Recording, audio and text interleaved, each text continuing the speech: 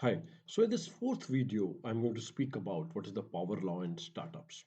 But before that, let's look at this example.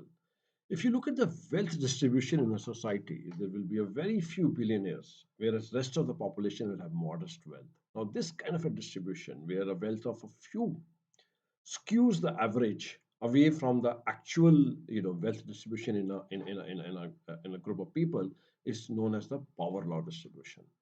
Compared to that, if you look at the height of let's say Indian males, the average will be 5'8", and 5 inch less than that, and 5 feet, 5 inch more than that. That is 5 feet, 3 inch to 6 feet 1 inch. You'll have most of the people lying within that range. So that's a very normal distribution, kind of a curve.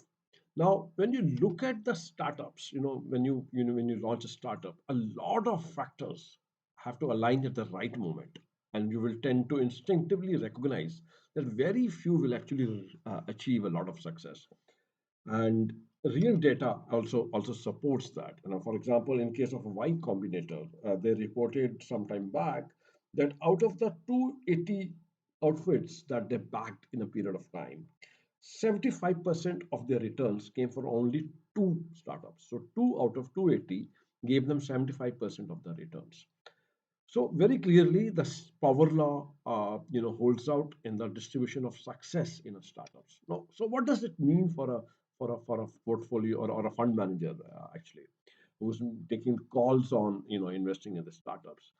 The overall return of the portfolio will be dependent on two things. You have to somehow own a piece or a small stake or whatever investment in this successful startups, and you have to minimize the number of total flops or zeros in your portfolio. I mean, if two out of 280 are going to give you the massive return that you actually need, it is essential that you have a stake in those two.